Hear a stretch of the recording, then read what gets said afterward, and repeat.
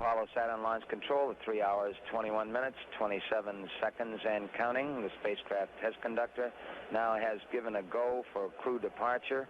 We expect that astronauts Frank Borman, Jim Lovell, and Bill Anders will be coming out in a matter of a few minutes. This is launch control. Hello. Test conductor Dick Prophet has advised that the prime crew is now leaving the suit room, and we should expect them downstairs ready to board their transfer van in just a matter of a short time. We are standing by here in the control center for the crew departure at this time. All other aspects of the mission are go. This is launch control. Quarters. First Frank Borman, away from Frank, also Jim Lovell, and the final man aboard the transfer van, astronaut Bill Anders. They're being joined by 2 suit technicians, and we expect the door in the transfer van to be closed shortly. Astronaut Deke Slayton, Director of Flight Crew Operations, also aboard the transfer van. He'll drop off here at the control center. The transfer van now departing from the manned space.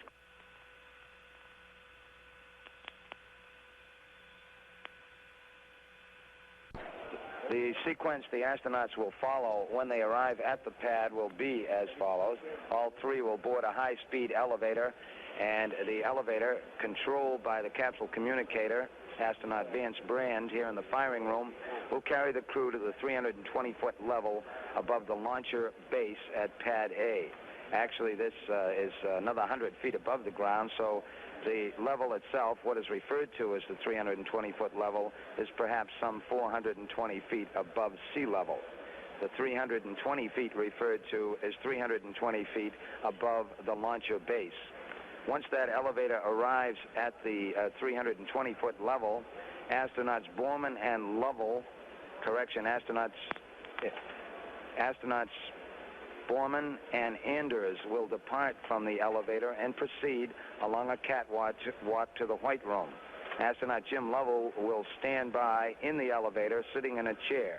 The reason here is, of course, on the crew ingress, Lovell, who is the final man to come aboard, would have a wait of some 5 or 10 minutes in the White Room as his fellow pilots came aboard first, so we keep him in the elevator, seated on a chair with a suit technician. The spacecraft commander, Frank Borman, will be the first to go aboard.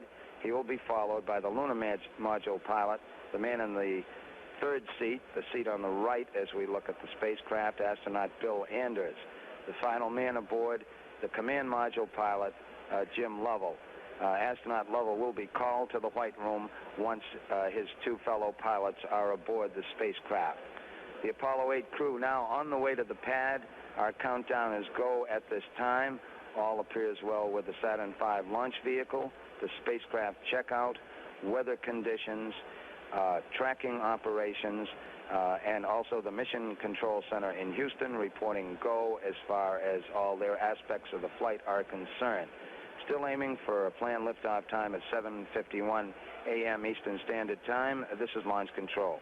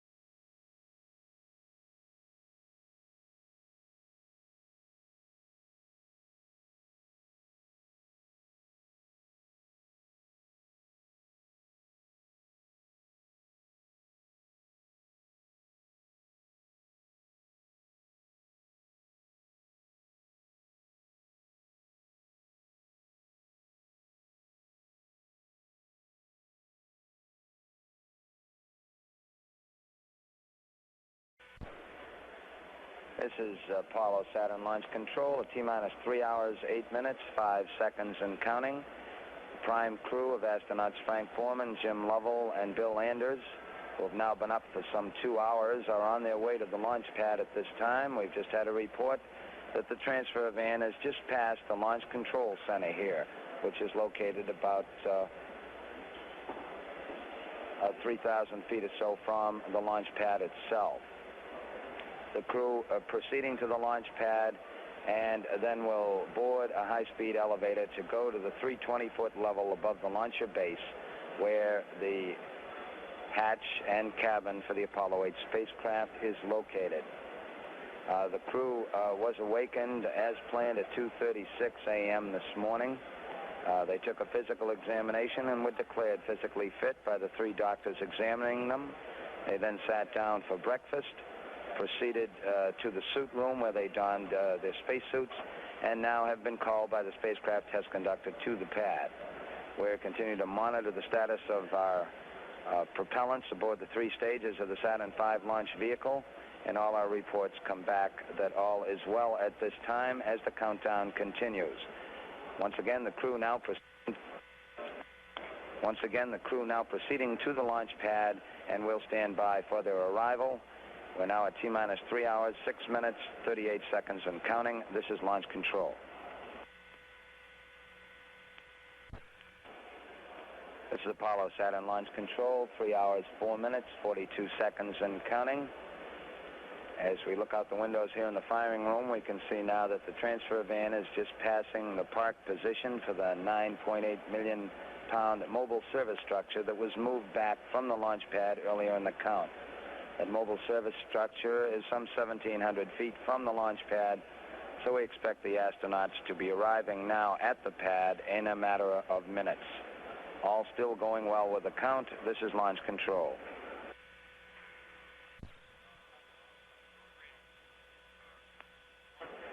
This is Apollo Saturn Launch Control coming up on 3 hours. Mark, T-minus 3 hours and counting, T-minus 3, and we are proceeding. Astronauts Frank Borman, Jim Lovell, and Bill Anders completing the end of their trip to the launch pad. We expect they'll be up on the pad apron shortly. Their transfer van will park on the west side of the launch pad. That is the side closest to the press site, and we now see on our television here that the transfer van is in fact backing up to the elevator that will take the astronauts up. The astronauts first go up one elevator through a vestibule inside the launcher. This is inside the mobile launcher itself, where they then go to a high-speed elevator that takes them to the 320-foot level. The transfer van now backing up on the west side of the pad. We expect the prime crew will be coming out shortly. We logged the time of their departure from the crew quarters at 4:32, and now the astronauts are departing from the van. We log it now at 52 minutes past the hour. All 3 astronauts now getting aboard the first of 2 elevators that will take them to the 320-foot level and their Apollo 8 spacecraft. Now being joined by 2 suit technicians, gate in the elevator closing, and we expect it will be going up shortly. As reported, this first elevator takes the crew to the A level, which is a middle level in the mobile launcher. They walk through a short vestibule where they arrive at the 2 high-speed elevators that are used to carry them to the 320-foot level. The astronauts will be taking elevator number 1 to the 320-foot level. They've now come out of the first of the 2 elevators. They're now going into the vestibule, and we expect they'll be catching their second elevator shortly. The purpose of going inside the mobile launcher is, number 1, of course, this is where the high-speed elevators are located. Number 2, it's also the location for a chute that would take the astronauts to an underground blast room in the event of an emergency condition that caused them to leave their spacecraft. An emergency condition that would give time, however, to get them down the elevator and into an underground blast room. So the astronauts now proceeding to the high-speed elevator. We expect they'll be up at the 320-foot level and the Apollo 8 spacecraft in a matter of minutes from this time. The countdown still proceeding normally here in firing room 1, where the control of the count is being handled for this launch. We're still aiming toward our planned liftoff of 7:51 a.m. Eastern Standard Time. This is launch control.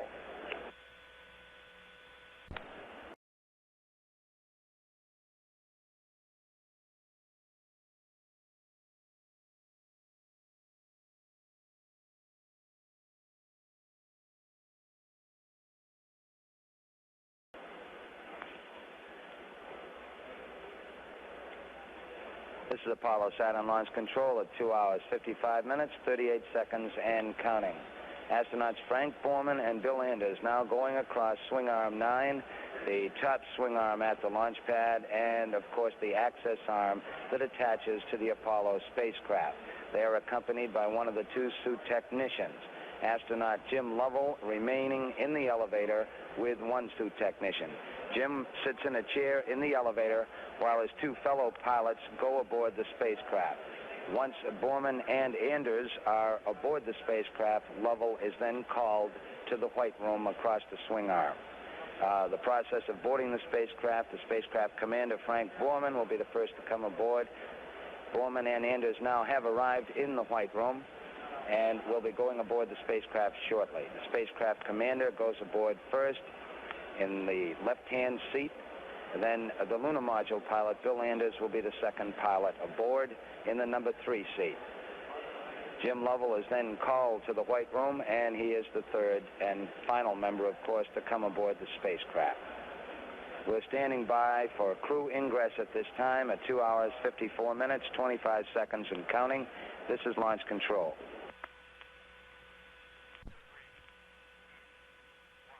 This is Apollo Saturn launch control, 2 hours, 51 minutes, 32 seconds, and counting. Frank Borman, the spacecraft commander, now standing by to come aboard the spacecraft. We expect he'll be going in shortly. He's now standing in front of the hatch. Before he turned his back, he did give a wave to the closeout crewman up in the White Room.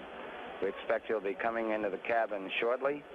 Once the crewmen do get aboard, once the astronauts do get aboard, they first, of course, have to set up their harnesses and tie into the spacecraft.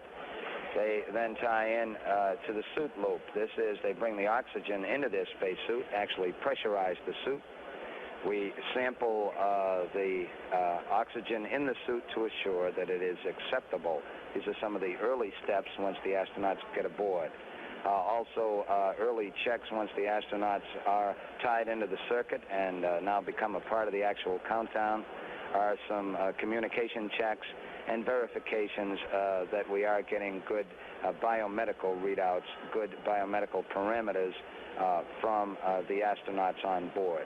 So we are standing by at this time for crew ingress at 2 hours, 50 minutes, 20 seconds, and counting. This is launch control.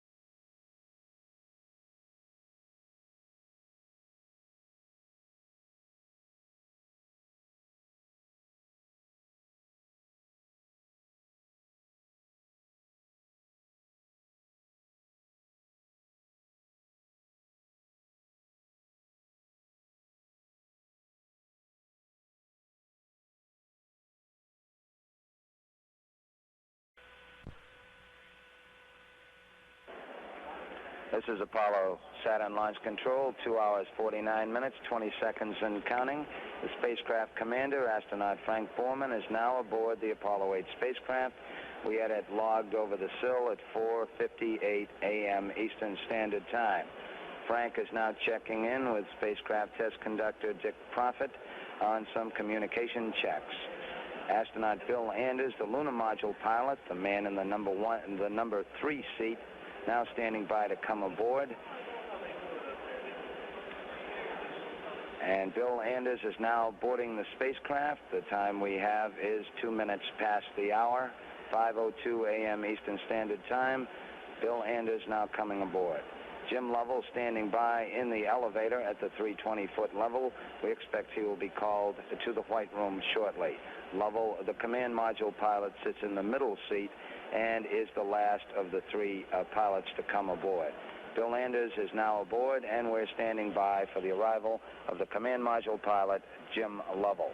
Countdown still proceeding satisfactorily here in the control room. Weather is go. All other elements of the mission also go at this time for a planned launch at 7:51 a.m. Eastern Standard Time. This is Launch Control.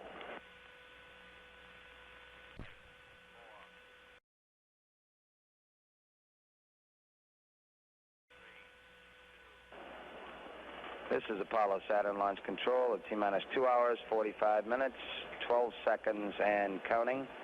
The final member of the crew, command module pilot Jim Lovell, now has been called to the White Room. He has left the elevator and arrived in the White Room at this time. We expect he will be going aboard shortly. The spacecraft commander Frank Borman and Bill Lovell already aboard the Apollo 8 spacecraft. And once Jim Lovell is aboard, we'll start some final preparations that will lead up to the closing of the spacecraft hatch about the 1 hour and 50-minute mark in the countdown. During the early phases, once the crew is aboard, one of the first things they do, of course, is tie into the environmental control system as far as their spacesuits are concerned. They actually plug in and bring oxygen into the suits. The suits are pressurized. We're standing by at this time awaiting Jim Lovell to come aboard the spacecraft at 2 hours, 44 minutes, 11 seconds and counting. This is Launch Control.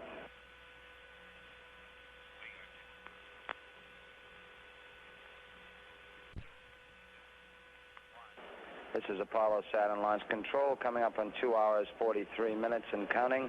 Astronaut Jim Lovell, the 3rd member of the crew, now is aboard the spacecraft. We had him logged across the sill at 5:07 a.m. Eastern Standard Time.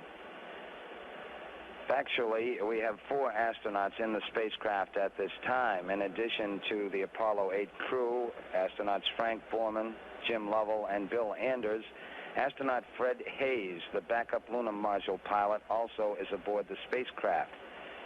Hayes is located in a lower equipment bay that's in front and below of the command module pilot's position. That is astronaut Jim Lovell. Fred Hayes will remain in the spacecraft for a while.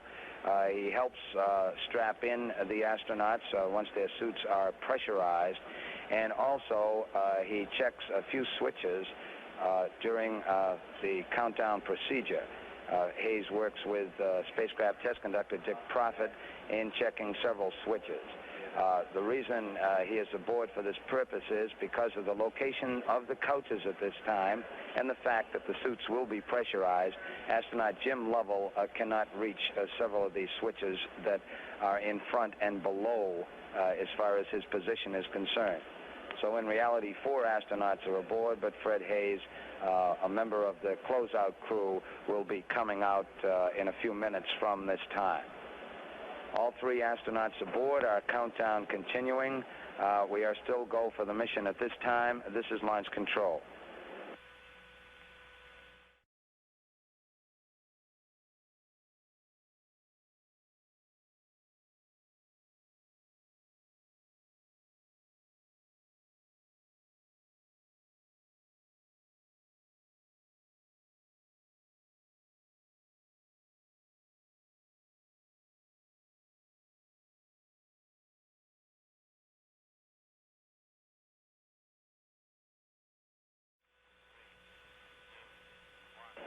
is Apollo Saturn Launch Control at T-minus 2 hours, 34 minutes, 57 seconds and counting.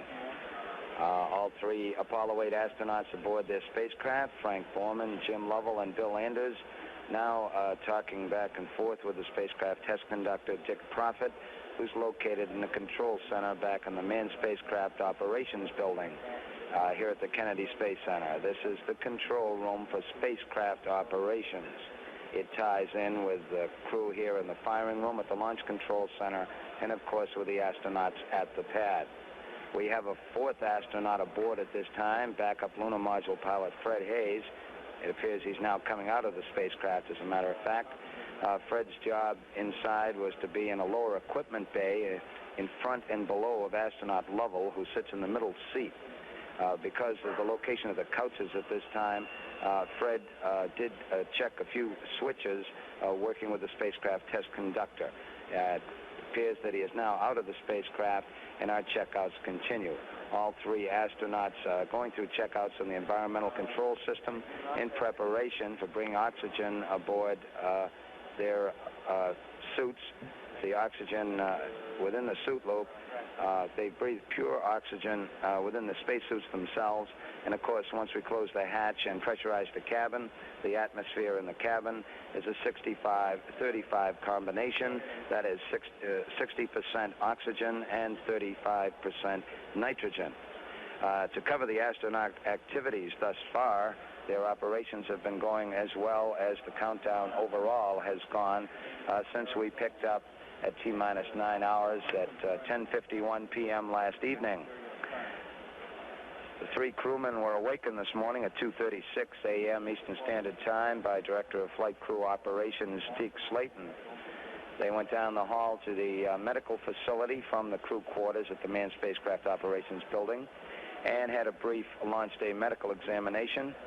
They were declared physically fit by the three physicians who examined them, Doctors Alan Harter, H-A-R-T-E-R, Dr. Jerry Joyner, who spells his last name J-O-I-N-E-R, and Dr. Jack Teagan, and that's spelled T-E-E-G-E-N.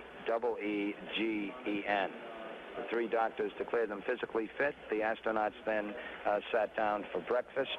The menu was filet mignon, scrambled eggs, toast, coffee, and tea.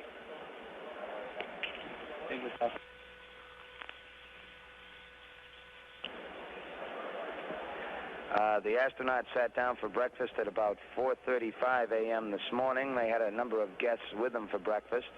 The guests included Mr. George Lowe, who is the Apollo Program Manager at the Manned Spacecraft Center, Deke Slayton, the Director of Flight Crew Operations, two of the backup pilots for the Apollo 8 mission, the backup commander Neil Armstrong, and the backup command module pilot Buzz Aldrin. Astronaut Jack Schmidt was also there, as was the Director of Security for the Kennedy Space Center, Mr. Charles Buckley. Following breakfast, the astronauts then proceeded to their suit room where they donned their spacesuits, and they were called to the pad, departing their quarters at 4:32 a.m. This morning. The crew arrived at the pad. The transfer van that carries them to the pad, it took about 20 minutes to make the trip from the crew quarters to launch pad A here at Complex 39. The transfer van came up to the west side of the pad and backed up to an awaiting elevator. In a matter of several minutes, the crew were aboard a high-speed elevator that took them to the 320-foot level above the mobile launcher base. The 320-foot level, of course, is the location of the Apollo swing arm number 9, that leads to the Apollo 8 spacecraft. Once the elevator arrived at the 320-foot level, astronauts Borman and Anders, the commander and lunar module pilot, the ones who sit in seats 1 and 3, departed from the elevator and proceeded to the White Room. Astronaut Jim Lovell, the man who sits in the middle seat as command module pilot, remained in the elevator on standby. Frank Borman went over the sill, boarding the spacecraft at 4:58 a.m. He was followed by Bill Anders at 5:02 a.m. Astronaut Jim Lovell, who had been in a chair in the elevator, then was called to the White Room. He came aboard at 5:07 a.m. Eastern Standard Time. So the crew is aboard, and the countdown proceeding very satisfactorily at this time. Checkouts between the spacecraft test conductor and the crew are continuing at this time. We're now at T-minus 2 hours, 29 minutes, 47 seconds and counting. This is launch control.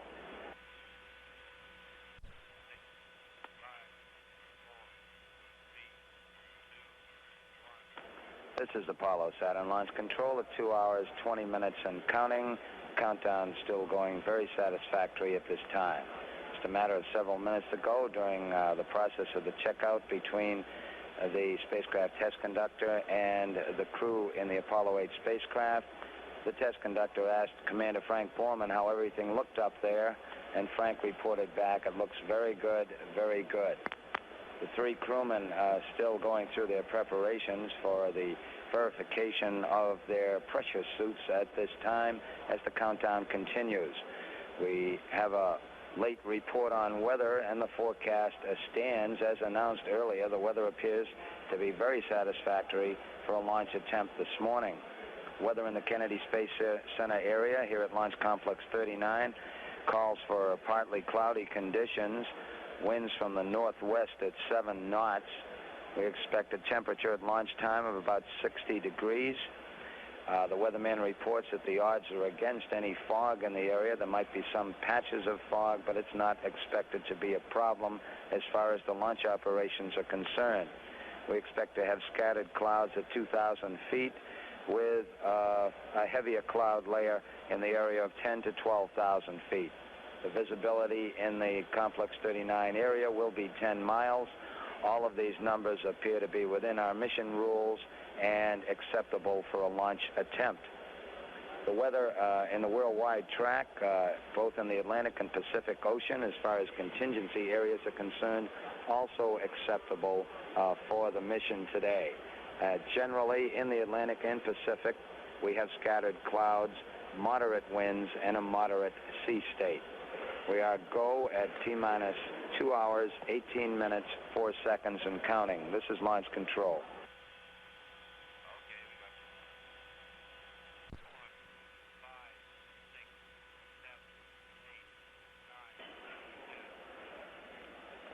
This is Apollo Saturn launch control at T-minus 2 hours, 15 minutes, 45 seconds and counting. The spacecraft test conductor now has directed the closeout crew to close the hatch. The hatch actually was closed at 34 minutes past the hour. The crew still working on the latching mechanism at this time to lock it in. They're working on instructions from the spacecraft test conductor as he follows the various sequences in the countdown. The door actually was closed at 34 minutes past the hour, but we are still working on the procedures to assure that the hatch is completely secure. Once again, hatch closure at 5:34 a.m. Eastern Standard Time. Meanwhile, on the launch vehicle side, with the Saturn V, the crew here in the control center during this period exercising the flight computer in the instrument unit. This is the brains or guidance system of the Saturn V launch vehicle, and throughout the countdown, we run a number of computer tests with the flight computer and various other elements of the instrument unit to assure that it will be working properly. The hatch is now closed. Our countdown is still proceeding, and all is still go at this time at 2 hours, 14 minutes, 28 seconds and counting. This is launch control.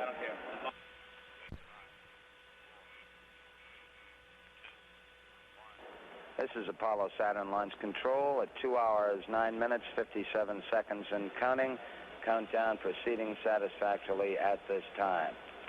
Spacecraft test conductor Dick Prophet directing some command checks between Houston Flight, the Mission Control Center in Houston, and the Apollo 8 spacecraft. Command module pilot Jim Lovell responding as the commands are sent to the spacecraft. Coming up shortly will be some checks of the abort advisory system between the crew here on the ground and the Apollo 8 astronauts. This particular test is led by the launch operations manager, Paul Donnelly, who has a responsibility late in the count and during the early portion of liftoff to recommend aborts to spacecraft commander Borman if required. We are now in the process of checking out the abort advisory system, simulating conditions and simulating conditions that would create an abort, and testing out the various communication systems that result in the abort light coming on as a recommendation to spacecraft commander Borman in the cabin. The test now proceeding. Launch vehicle-wise, we're still monitoring the status of the liquid propellants aboard all stages of the Saturn V launch vehicle. They appear to be stable. The topping off is continuing. That is replenishing the supply of liquid oxygen and liquid hydrogen as it boils off, because it must be maintained at such extremely low temperatures. The astronauts in the spacecraft now responding as their cue lights come on and the abort advisory system checks. We're now at T-minus 2 hours, 8 minutes, 11 seconds, and counting. This is launch control.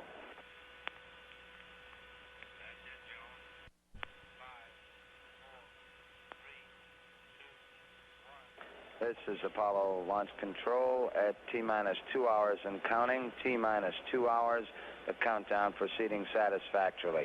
At this point in the count, we started a very major test just several minutes ago, what's called the EDS test. EDS standing for the Emergency Detection System.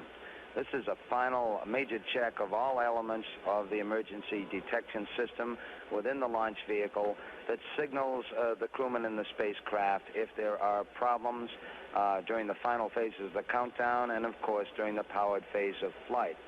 We use computers to exercise all elements of the emergency detection system during this period. The test will last some 20 to 25 minutes. Spacecraft Commander Frank Borman participating very busily in the test, since he has to keep an eye on his abort lights and report back as he gets his various cues.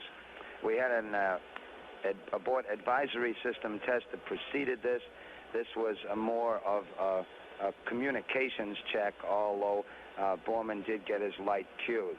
Now, as far as the emergency detection system check is concerned, it's a joint test with the launch vehicle and space vehicle people participating. We exercise all elements of the emergency detection system as reported. If we did not have the computers participating in a test like this, this test alone would take some 16 hours to complete. However, we will be able to complete it in some 20 to 25 minutes. What is going on at the time is we are creating different abort conditions, simulating them within the launch vehicle. These conditions, in turn, are sent to the instrument unit, the guidance system for the launch vehicle, which sits atop of the third stage. Within the guidance system, this information is received. We have triple redundancy as far as abort conditions are concerned. That is, there are 3 different votes that can be registered on any single unsatisfactory condition.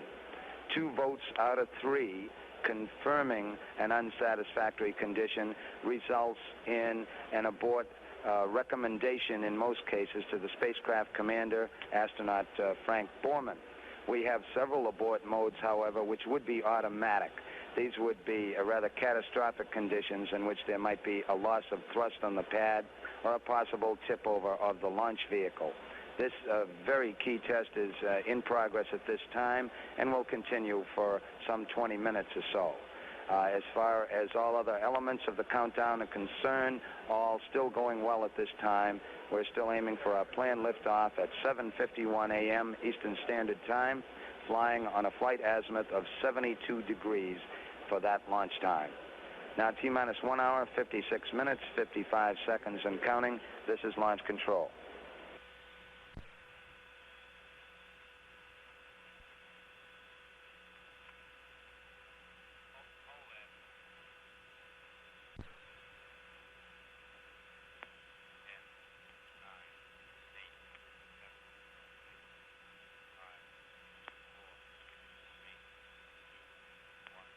This is Apollo Saturn launch control at T-minus 1 hour, 45 minutes and counting. We're on time.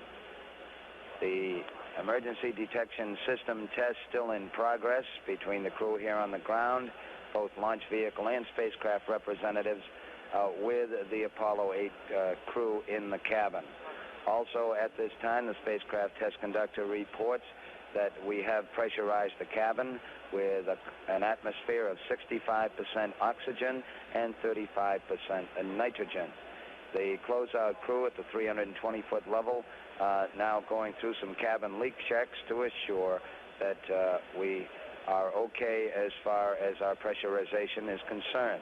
The hatch has been closed, but the boost protective cover that goes atop it still has not been secured at this time as the leak checks continue. Our countdown progressing very satisfactorily at T-minus 1 hour, 44 minutes, 1 second, and counting. This is launch control.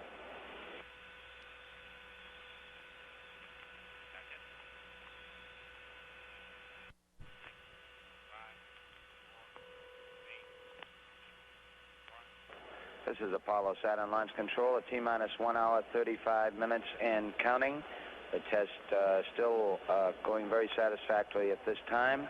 All elements are go, and in fact, we're a little bit ahead on certain functions in our preparations at this time. That emergency detection system test has been completed satisfactorily, and the astronauts in the spacecraft now preparing to work with the spacecraft test conductor in some checks of the stabilization control system. During this phase of the test, the astronauts actually exercise those hand controllers in the spacecraft to assure that we get proper responses to the commands that are given by moving the hand controllers. Astronauts Jim McDivitt and David Scott, who are the commander and command module pilot for the Apollo 9 mission, have arrived here in the control center and will view the countdown from an observation booth. We're at T-minus 1 hour, 34 minutes and counting. This is launch control.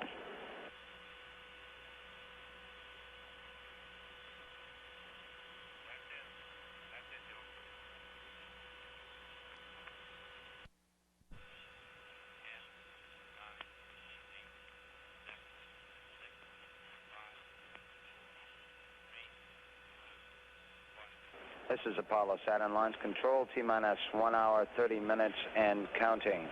The boost protective cover was just placed atop the hatch on the Apollo 8 spacecraft just several minutes ago, and the crew in the White Room are now securing the White Room area. They've been alerted by the spacecraft test conductor to secure the area in preparations for their departure.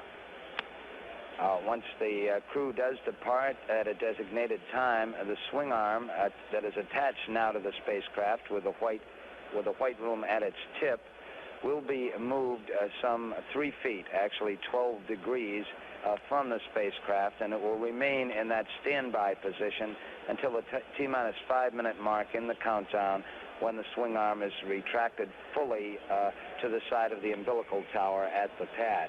The purpose here is to have the White Room standing close by in the event an emergency condition developed which would require the astronauts to depart the spacecraft. We could bring the White Room in just from 3 feet away.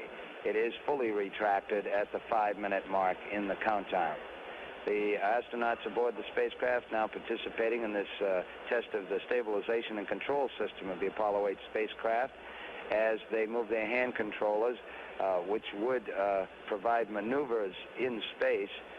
We're checking the performance here on the ground. All aspects of the mission still are go. Weather is satisfactory. The various tracking elements all go at this time. T-minus 1 hour, 28 minutes, 20 seconds and counting. This is launch control.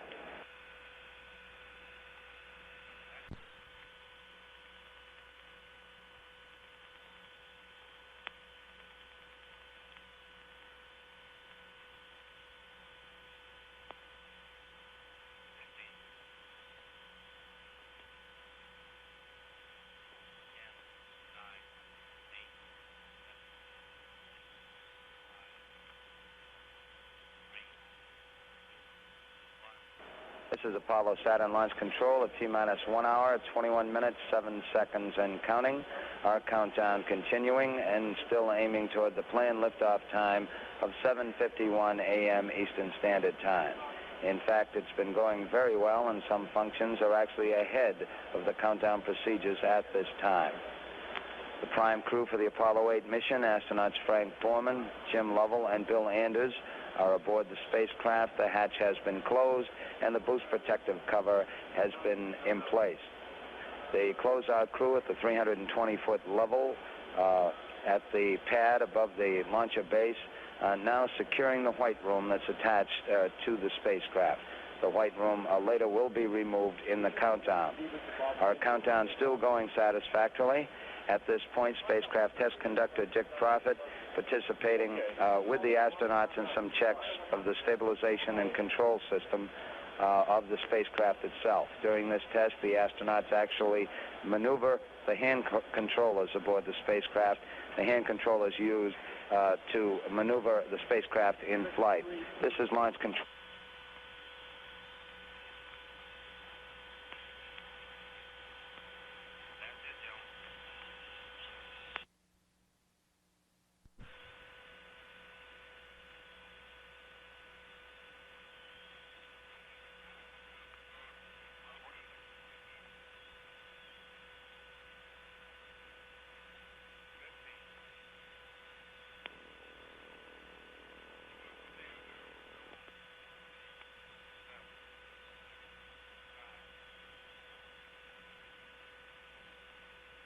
This is Apollo Saturn launch control at T-minus 1 hour, 14 minutes and counting.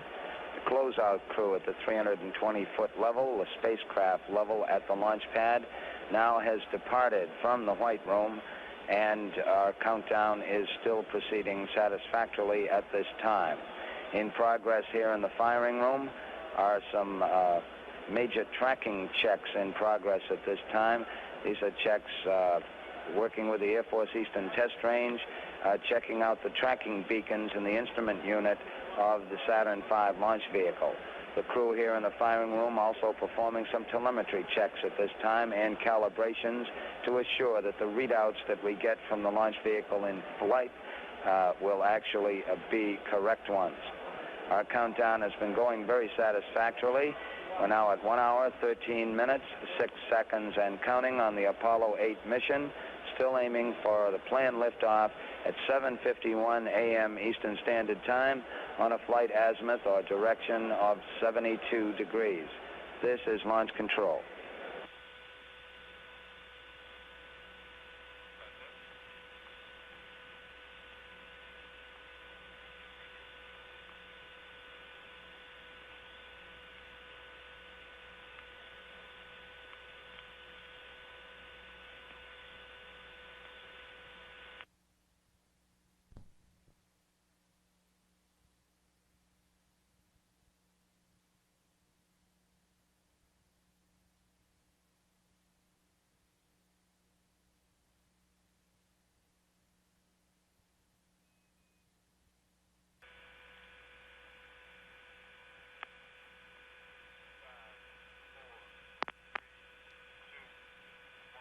This is Apollo Saturn launch control. Our countdown for the Apollo 8 mission still proceeding satisfactorily at this time at T-minus 1 hour, 4 minutes, 52 seconds and counting.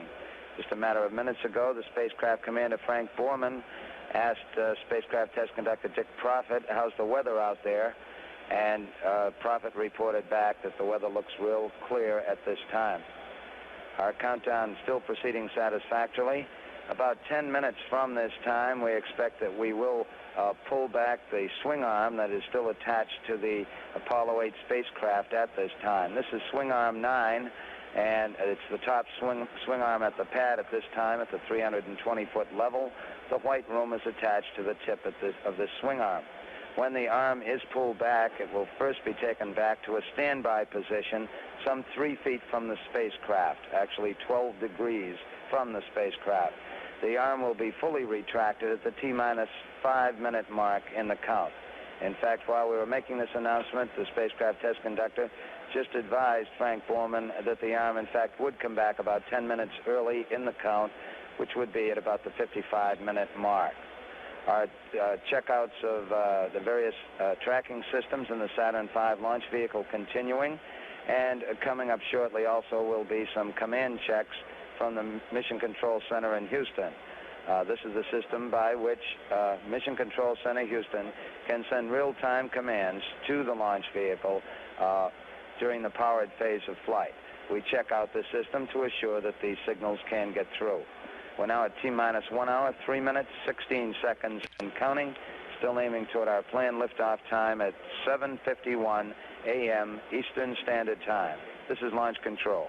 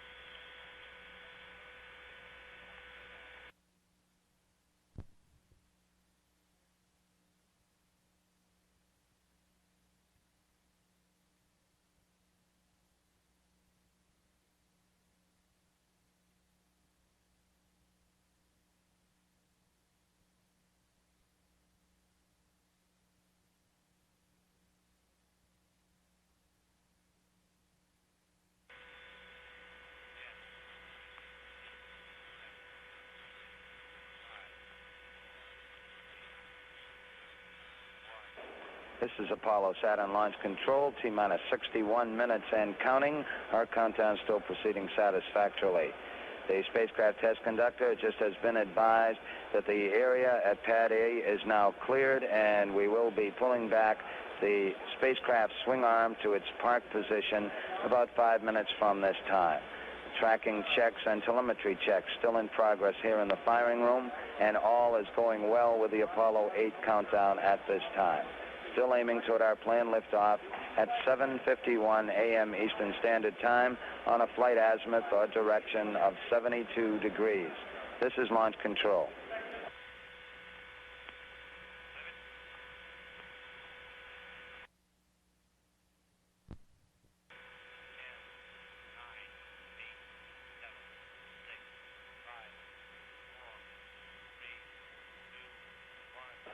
This is Apollo Saturn Launch Control at T-minus 56 minutes, 23 seconds and counting.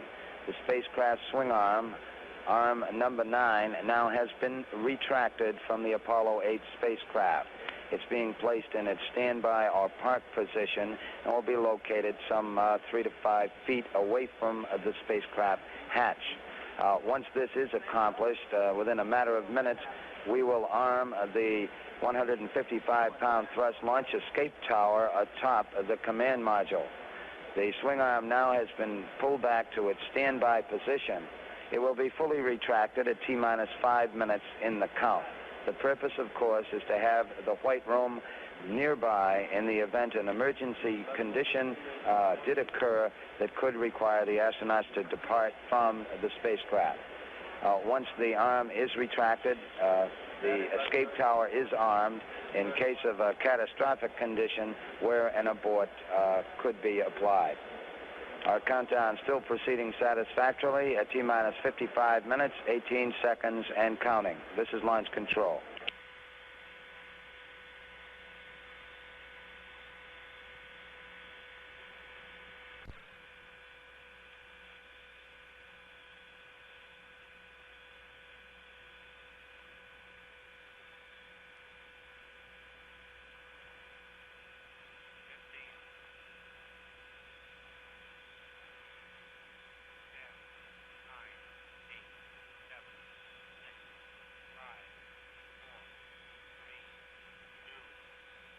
This is Apollo Saturn Launch Control at T-minus 48 minutes and counting. T-minus 48, and we are go for the Apollo 8 countdown at this time. The crew in the spacecraft still performing some final checks. Astronaut Frank Borman, the spacecraft commander, just a few minutes ago gave a weather report of his own when he reported that the three-man crew could barely see what looked like some pink clouds out the window. Borman had earlier asked for a weather report from spacecraft test conductor Dick Prophet. Meanwhile, here in the firing room at the Launch Control Center, some 3.5 miles from the launch pad, The countdown still progressing satisfactorily here, and the crew is gearing up for some final checks of the range safety command destruct system. These are the destruct elements aboard the various stages of the vehicle that would destroy the vehicle in flight if required, if the vehicle went off its trajectory. Of course, the astronauts would be aborted from the vehicle if such an event did occur. During this period, working with the Air Force Eastern Test Range tracking elements, we do check out the command safety receivers to assure that if such a condition were required, the abort system and the destruct system would actually be able to receive the signals and accomplish the job. The countdown still proceeding. We're still aiming toward 7:51 a.m. Eastern Standard Time. This is launch control.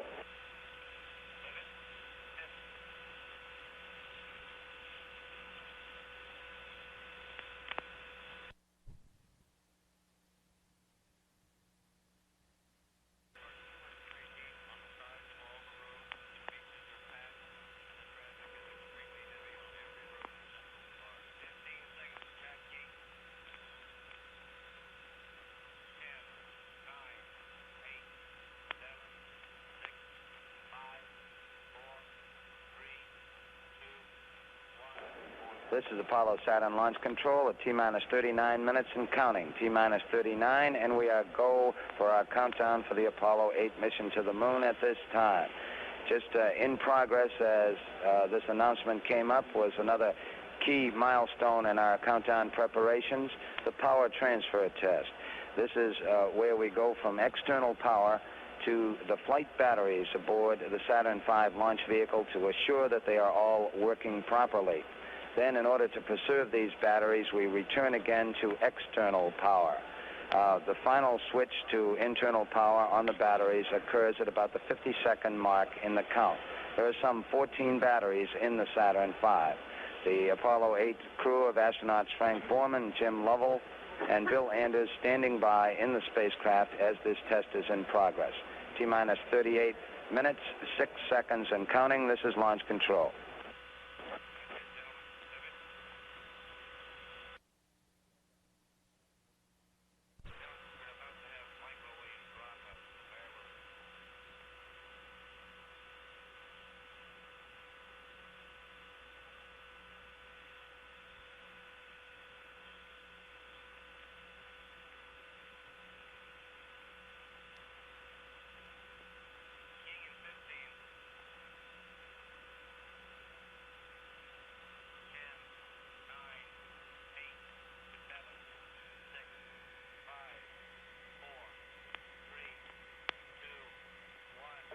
This is Apollo Saturn launch control at T-minus 31 minutes and counting. T-minus 30, our countdown progressing satisfactorily, still aiming toward our planned liftoff time of 7:51 a.m.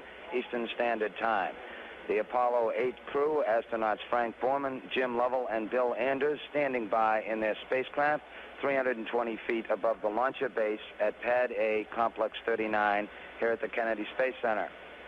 The astronauts are standing by for another major function that will be coming up shortly, and that is pressurization of the propellants for the engines they will use in space. These are thrusters, so-called quad thrusters. There are 16 of them located on the service module portion of the spacecraft. These are the thrusters that enable them to maneuver in space. We appear to have had a successful power transfer test with the launch vehicle, in which we went to internal power on the flight batteries, but then returned to external power in order to conserve those batteries. Just a moment ago, astronaut Frank Borman asked his spacecraft test conductor how the launch vehicle was doing, and the report that came back was the launch vehicle is doing fine.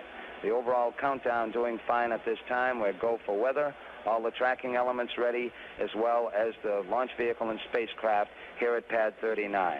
This is launch control.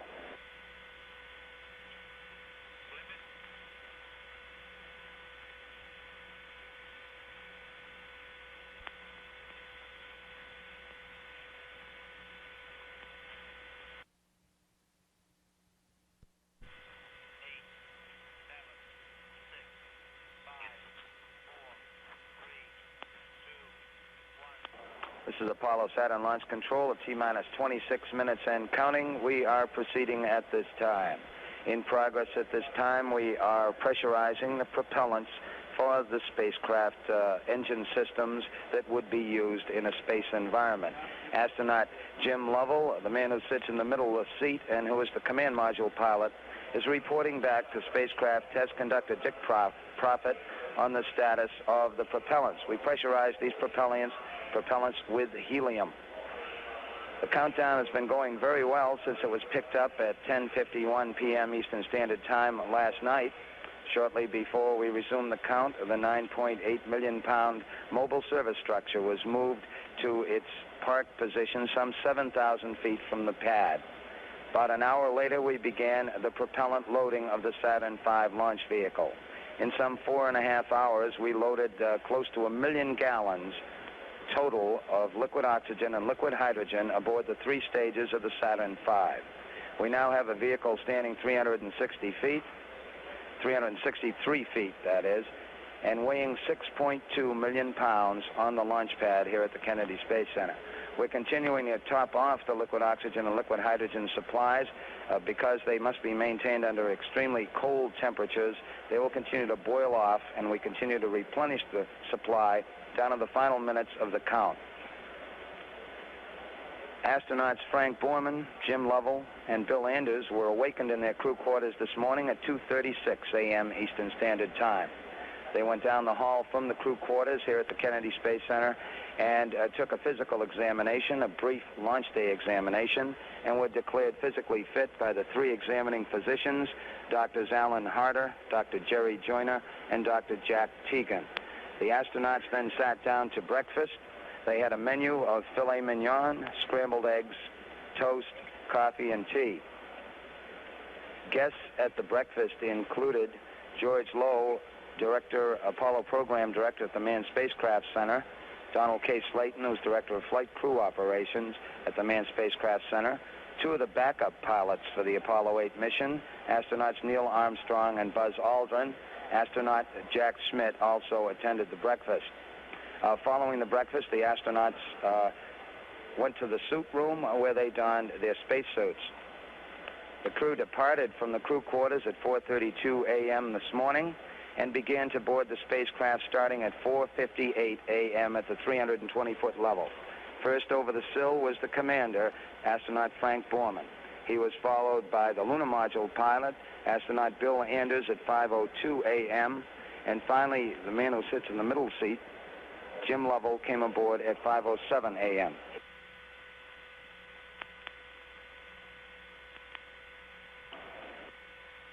The hatch on the Apollo 8 spacecraft was closed at 5:34 a.m. Since that time, our countdown has been progressing very satisfactorily. We are still go for a launch attempt at 7:51 a.m. Eastern Standard Time. This is Launch Control.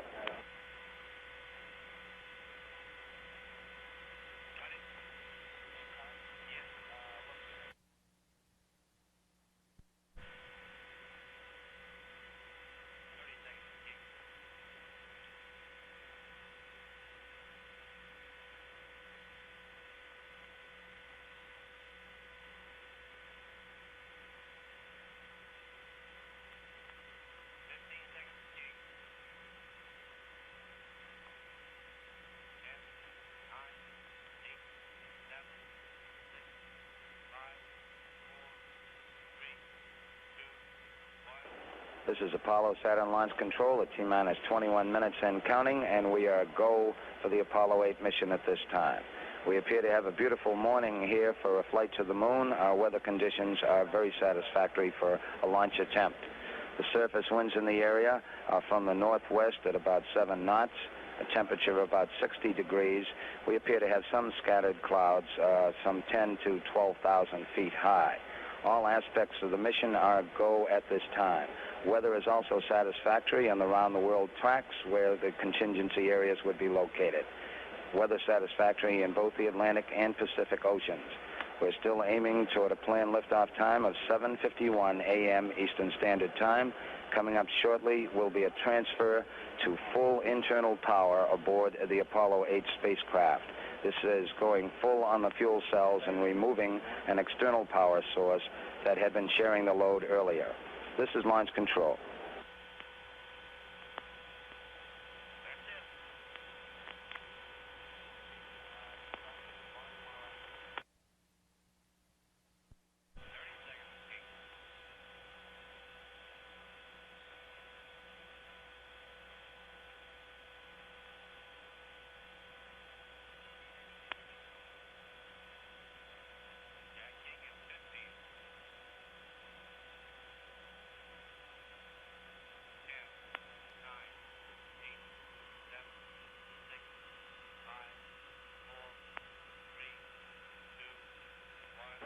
This is Apollo Saturn launch control, T-minus 16 minutes and counting. The Apollo 8 space vehicle is go for our planned liftoff at this time. We have just completed our transfer to full internal power with the fuel cells aboard the Apollo 8 spacecraft. This was confirmed by spacecraft commander Frank Borman. Final checks on the flight azimuth going on at this time, and we're also synchronizing the clocks in the spacecraft with the Mission Control Center in Houston. Following are some of the highlights that will be coming up over the final phases of the count. We'll have a final status check at about 5 minutes and 30 seconds, and at the 5-minute mark, the Apollo access arm, the top arm, will be fully retracted to its fallback position. The countdown sequencer will be armed at 4 minutes and 30 seconds, and we'll get a clearance for launch from the range at the 4-minute mark in the count. The key event will come at 3 minutes and 6 seconds. It's identified in the procedures as the firing command, and it's the start of an automatic sequence. It starts at 3 minutes and 6 seconds and leads up to the ignition of the 5 engines in the first stage of the Saturn V. Those engines, the sequence for the engine ignition will start at 8.9 seconds. As we build up the thrust, we should get a commit. That is that we have satisfactory thrust coming out of all 5 engines and have built up a thrust level close to the 7.5 million pounds of thrust required for this rocket. We should get a liftoff at 0. We are now T-minus 14 minutes, 22 seconds and counting. All aspects of the mission go at this time. This is launch control.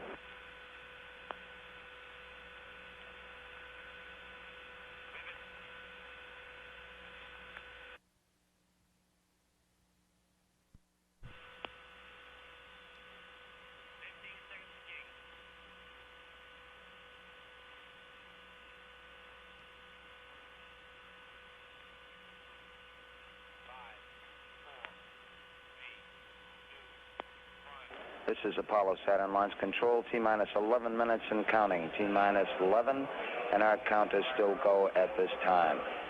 Coming up shortly, about 5 minutes from this time actually, we'll retract to its full fallback position, the spacecraft access arm, which is at the 320-foot level at the spacecraft. The astronauts Frank Borman, Jim Lovell, and Bill Anders going through some final communications checks with the crew here in the control center. These are checks of the VHF communications, the very high-frequency communications that will be used after liftoff. We want to assure ourselves that they will be operating satisfactorily.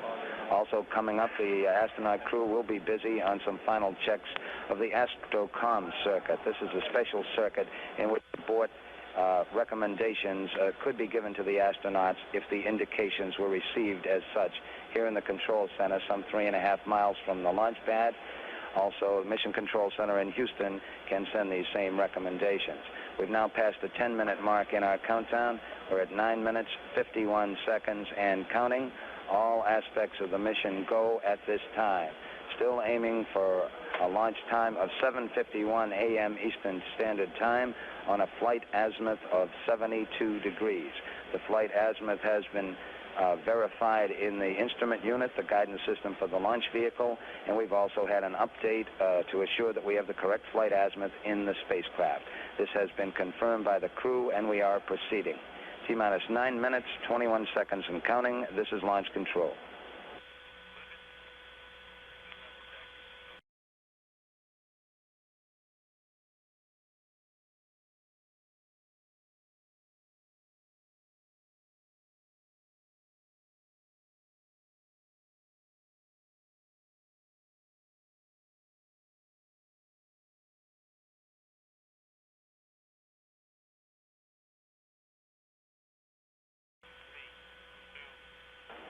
This is Apollo Saturn Launch Control, T-minus 7 minutes, 30 seconds and counting. Still aiming toward our planned liftoff time. Spacecraft test conductor Dick Prophet has just completed a status check of all elements concerned with the spacecraft operations. All reported go, and there were 3 particularly strong and loud goes from the 3 astronauts in the spacecraft 320 feet above the base of the launcher at Complex 39. Jim Lovell reported just a few minutes ago that he could see a blue sky and it looked like the sun's out. The spacecraft test conductor reported back that it's a very fine day. We're at T-minus 6 hours, 6 minutes, 50 seconds and counting, and we are proceeding at this time. This is Launch Control.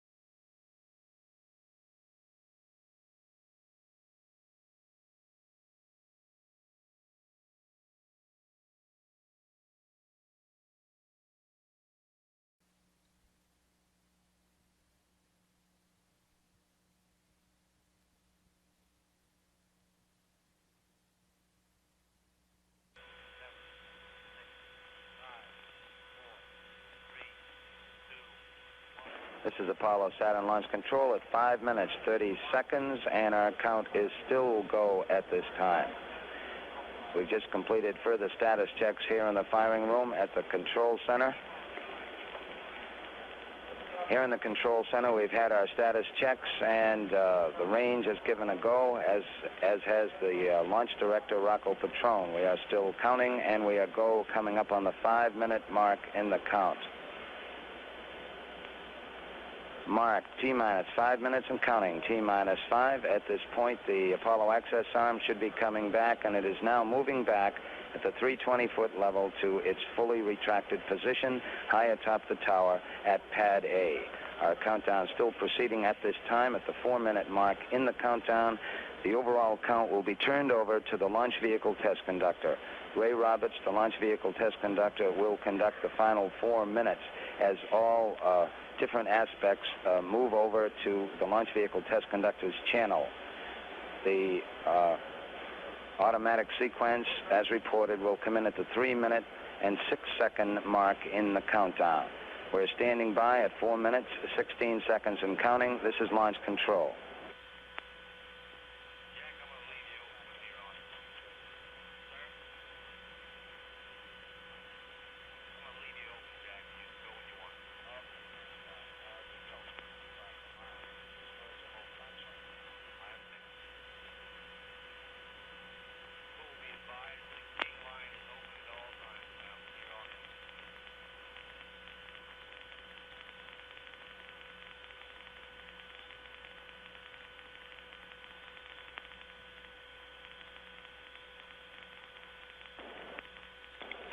This is Launch Control coming up on 3 minutes and 30 seconds and counting.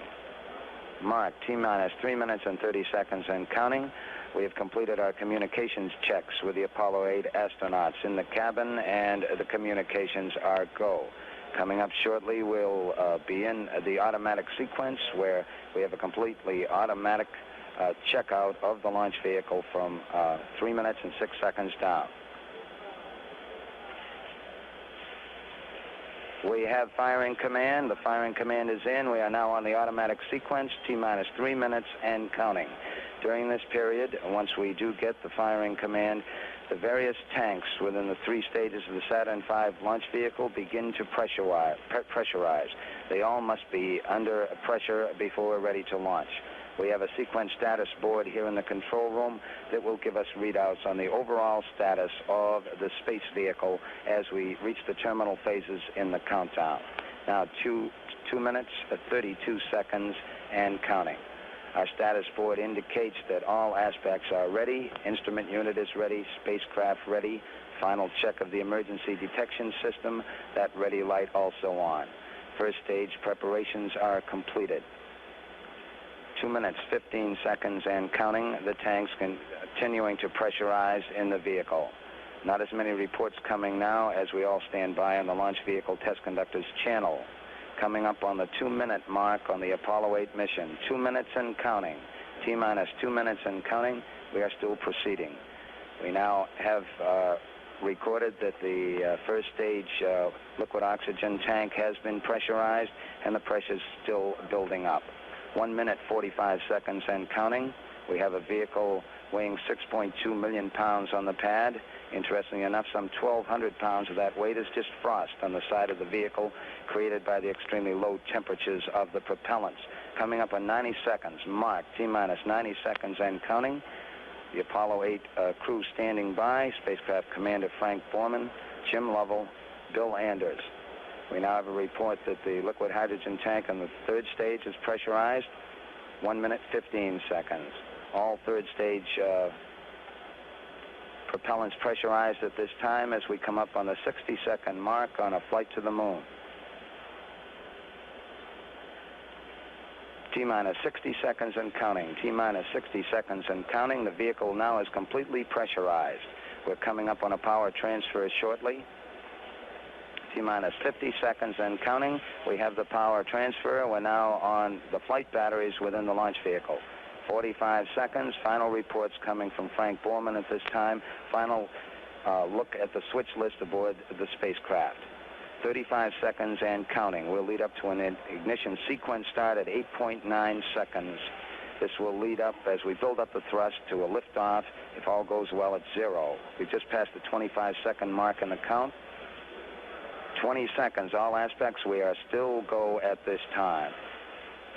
T-minus 15, 14, 13, 12, 11, 10, 9. We have ignition sequence start. The engines are armed. 4, 3, 2, 1, 0. We have commit. We have liftoff. Liftoff at 7:51 a.m. Eastern Standard Time. We have cleared the tower. Tower clear, 13 seconds.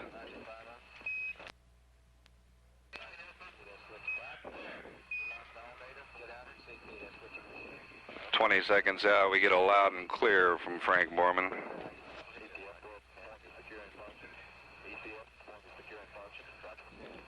32 seconds. Booster says the S1C, the first stage, looks good.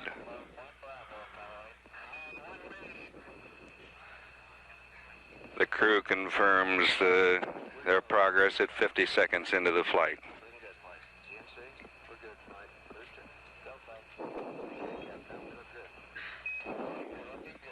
One minute out, and Mike Collins tells the crew we're looking good.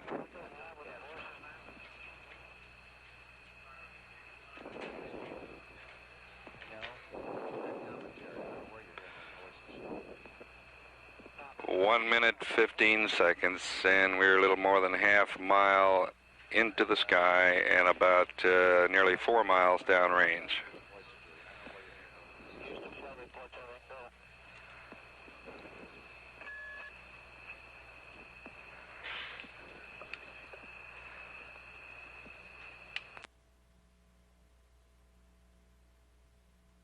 One minute, 40 seconds. All looks great.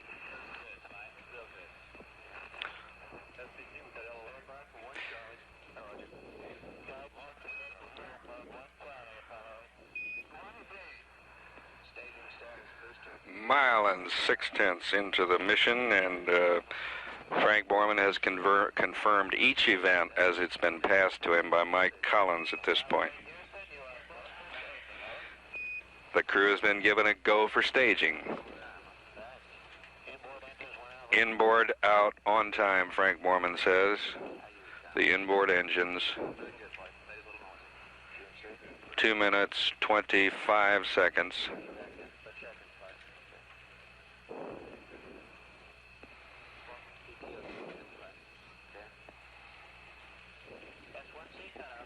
see an S1C, the first stage cut off. S2 has ignited, we can confirm. And the thrust looks good. All engines, all sources show the second stage is burning perfectly. 2 minutes, 51 seconds into the mission.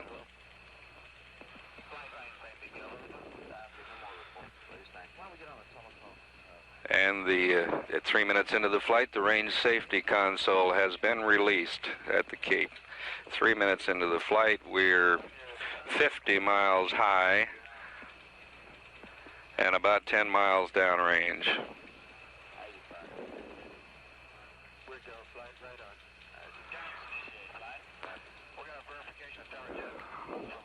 3 minutes, 25 seconds. We have verified that the tower has jettisoned. The crew has verified the tower is jettisoned. Frank Borman says staging was smooth, and he says the ride now is even smoother.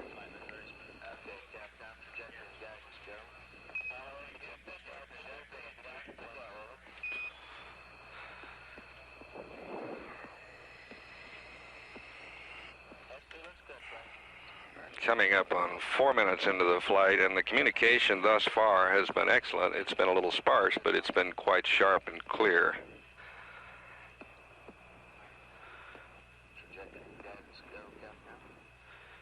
70 miles altitude and about 20 miles or more downrange.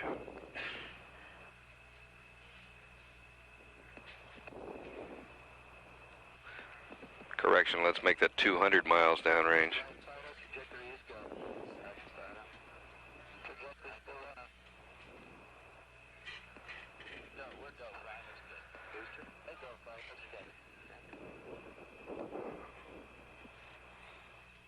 Flight Director Cliff Charlesworth gets an enthusiastic go from both trajectory and booster at 4 minutes 50 seconds into the flight.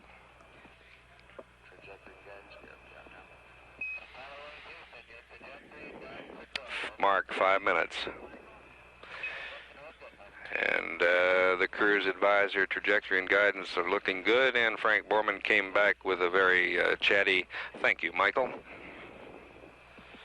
He's talking to Michael Collins, who would be in the center seat today except for an operation several months ago. 5 minutes, 20 seconds into the flight.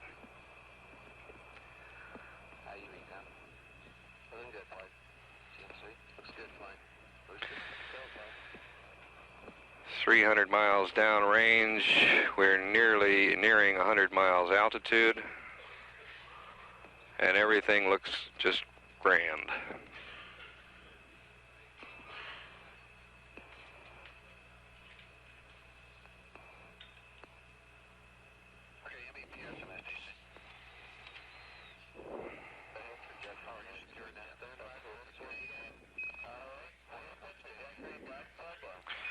And Collins gives the crew another go on trajectory and guidance, which at this point are the most critical elements. It's 6 minutes, 10 seconds into the flight. Our downrange distance now 400 miles. Our velocity in feet per second, nearly 15,000 feet per second. We've achieved nearly 60% of the velocity required to make orbit. 57% right now. And we're 96.5 miles above the Earth.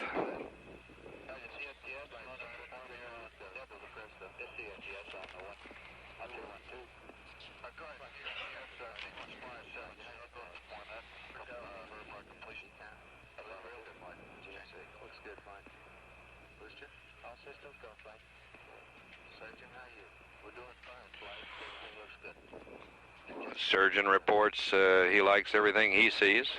7 minutes into the flight, and we're nearing the second stage, nearing the point where we will drop off the second stage and light the third stage.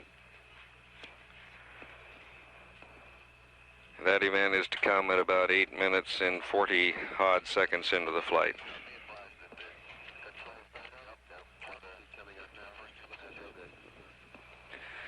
We have now achieved 70% of the velocity required to attain orbit. Our present velocity is 18,600 feet per second, and we are 100 miles above the Earth, 100 even, 625 miles downrange.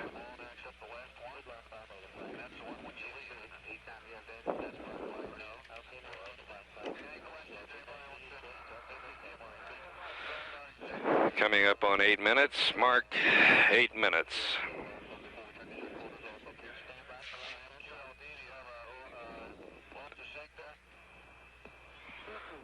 20,400 feet per second, 101.7 miles above the Earth, 734 miles downrange.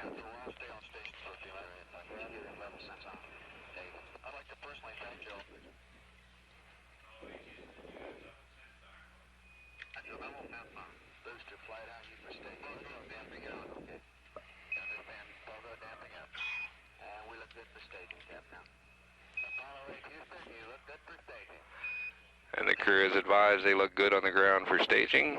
And Borman says, same here. We got S2 cutoff. We got S4B ignition. The Borman confirmed S4B ignition. The thrust looks good to us at 9 minutes into the flight.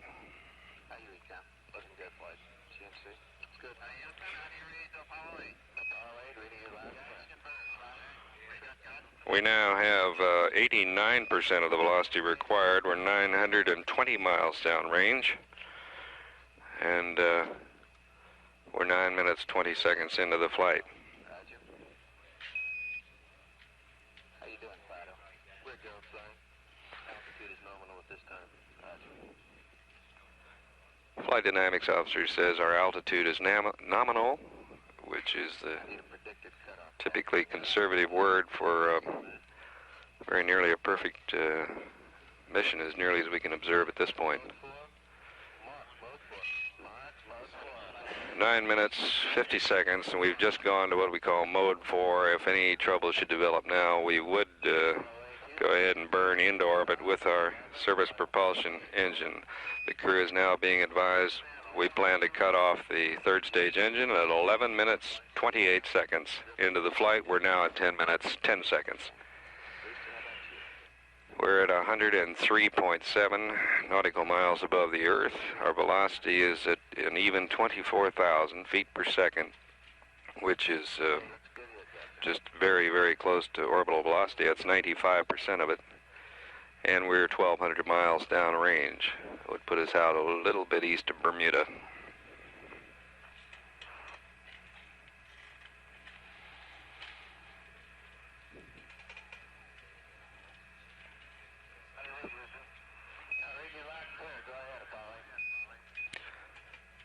Ten minutes and 50 seconds, and we've heard from Bill Anders for the first time. He simply said, "How do you read, Houston?"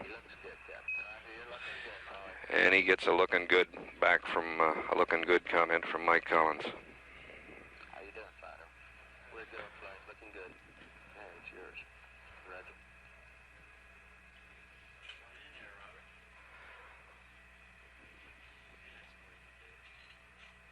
HB is coming up. 11 minutes, 20 seconds. And we're hearing a little something from Jim Lovell reporting a reading on one of his many gauges. We have SECO, says Frank Borman. SECO, and I would call it 11 minutes, 30 seconds. That will be an estimate. 11 minutes, 30 seconds. Our launch digital data shows our velocity now 25,577 feet per second. The data now has been reduced, and we show an altitude of 102.5.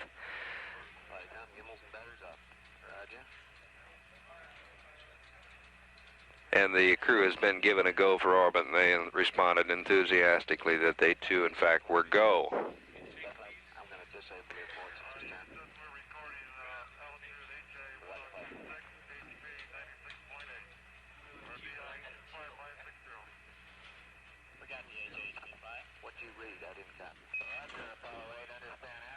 102.6, there's the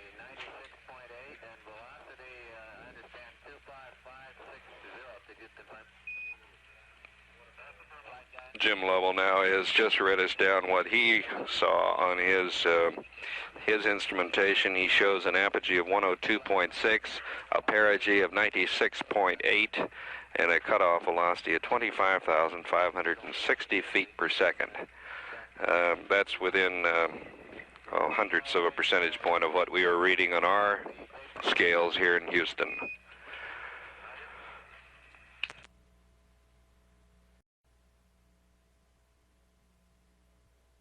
And now the crew has been advised we have settled on an orbit of 103 apogee by 99 miles perigee. We were shooting for something very close to 100 nautical miles circular. We have now the tape of the entire launch sequence, and we'll play it for you at this time.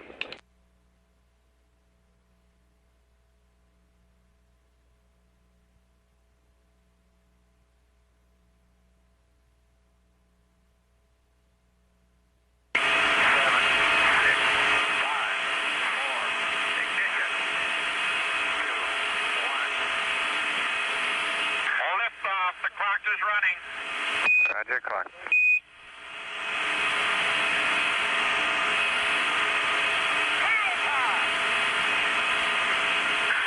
Roll and pitch program. Roger. How do you hear, Houston? Loud and clear.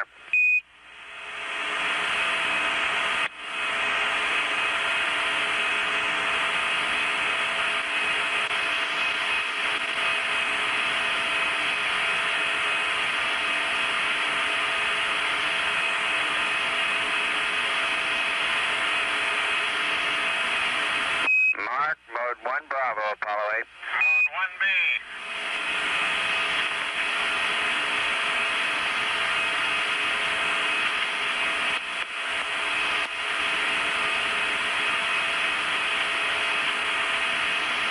Apollo 8, you're looking good. Roger.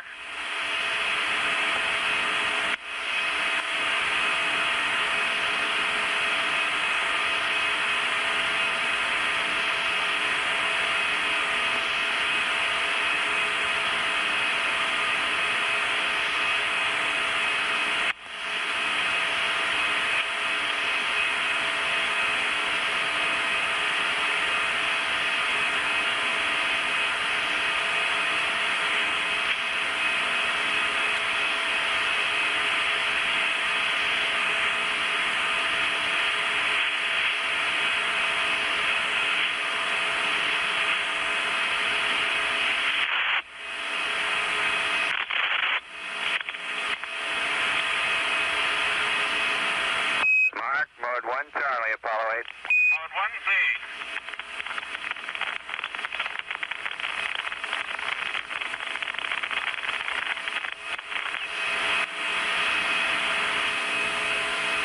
Apollo 8 Houston, you are go for staging, over.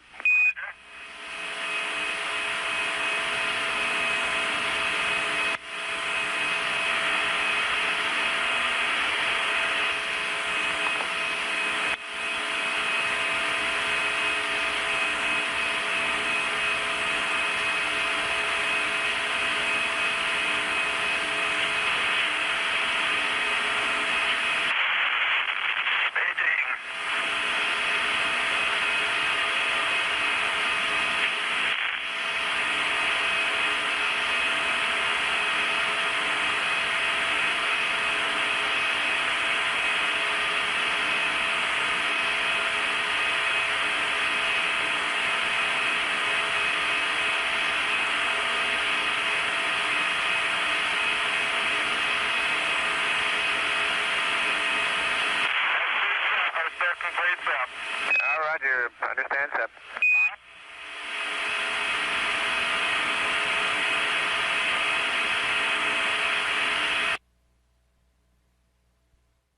This is Apollo Control Houston here, 21 minutes 40 seconds into the flight, and we're out over the Canaries. A crew, which sounds like strictly business. Its main spokesman during this pass, in the last minute or two, has been Jim Lovell, and we now begin that very anxious business of making sure that all the systems are settled down and calibrating them. And from all appearances, they certainly are. The first one, a major concern, of course, is the platform alignment. Right now, we think we see something on the order of a 0.2 hundredths or 2/10 of a degree out of alignment, which is nothing at all. That's alignment. The communication has been nothing short of outstanding. I don't recall a time when the communication from a simulator was as sharp and as clear as it is today from this spacecraft. Here's how the conversation is going as we proceed across the Canary Islands. Apollo 8 Houston, through the Canaries. How do you read? You're loud and clear, Houston, over the Canaries. Good, you're loud and clear too. How's it going? Fine. We seem to be going right along very well. We noticed about a 10-pound delta P between the oxygen fuel and the SPS, though. Apollo 8 Houston, that is normal. That's just about what we expected. Over. Roger. Standing by for the main rig. Okay, main rig, B valve closed. Apollo 8 Houston, say again. Negative, but we didn't say anything. Go ahead, Houston. I think you were transmitting. Jim was transmitting a disregard. Roger, I'm sorry. Apollo 8 Houston. Go ahead, Houston, Apollo 8. Roger, you have 1 minute to LOS Canaries. Everything is looking good on board both the spacecraft and the S4B. We'll see you over Tenerife at 37 minutes, over. Roger, thank you, Houston, Apollo 8.